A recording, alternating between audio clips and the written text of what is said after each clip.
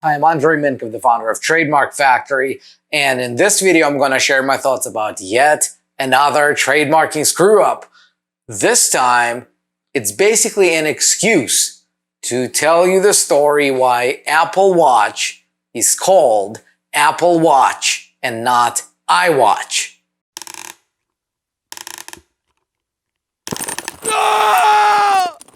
Alright, so the article that I'm going to read is about Singapore and what happened with the iWatch trademark in Singapore.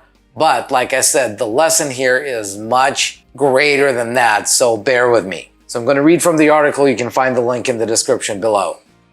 American tech giant Apple successfully registered its iWatch trademark in Singapore on January 23rd, after the Intellectual Property Office of Singapore ruled against Swiss watchmaker Swatch's opposition. So Swatch opposed the iWatch trademark and they did not win. So Apple was able to go through with their registration.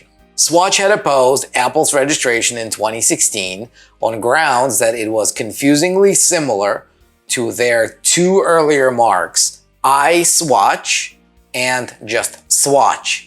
So Swatch and Swatch plus I at the beginning. However, Apple's recent success does not mean Singaporeans will soon see a rebranding of Apple Watches to iWatch, which was widely speculated to be the official name before their launch.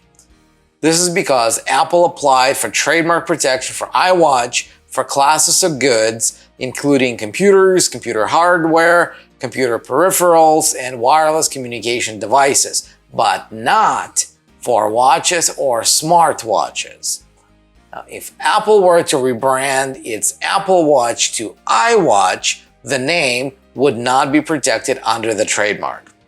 Now, to be sure, registering a trademark is not a prerequisite for use under Singapore law, but it does grant ownership of the mark and prevents others from using a similar or identical mark without the owner's permission. A similar case over the iWatch trademark happened in the United Kingdom in 2014 between Swatch and Apple. Trademark protection is territorial in nature, so a company has to apply for it in every country it wishes to secure the trademark. 2 years later, the UK Intellectual Property Office ruled in favor of Swatch, and Apple was unable to trademark the name iWatch in the UK. However, Apple had already launched its new smartwatch name under the name Apple Watch the year before. Okay? Information from the Global Brand Database of the World Intellectual Property Organization shows that Apple holds the iWatch trademark in Chile, Mongolia, Singapore, and Switzerland, and has applications pending in Denmark, Iceland, Israel, New Zealand, and Tunisia. Interesting about iWatch in Switzerland, where Swatch also comes from. Okay, you can finish reading the article yourself. I just want to take it out of the context of Singapore and just give you a broader lesson. So when Apple launched iPad, iPod, and iPhone, those were so innovative that Apple was able to secure the trademarks pretty much everywhere in the world. And they knew that they would predictably be able to secure those trademarks. That's why they launched under those names. Apple Watch, or the smartwatch by Apple, was released many years later, by which time smartwatches really were already sold by others.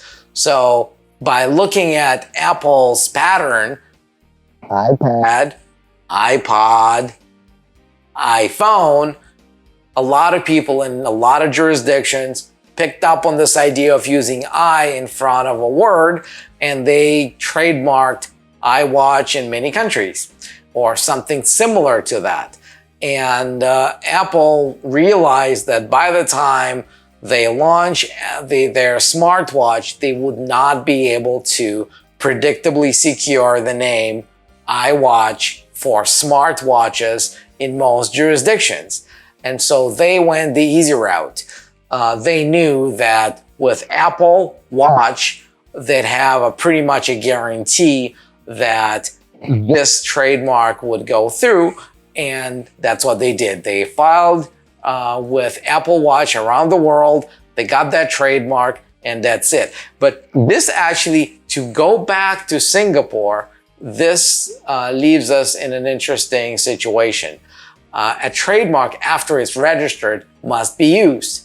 And if it's not used, if it's not in use, then in theory, after a certain amount of years, anybody can request that this trademark be canceled for non-use. And since Apple is not really selling anything that's called iWatch, whether it's smartwatches or those other categories that I listed when I was reading the article, probably Apple just got themselves a little bit of an extension until that trademark gets to be canceled for non-use. We'll see. But either way, I hope this was an interesting lesson for you.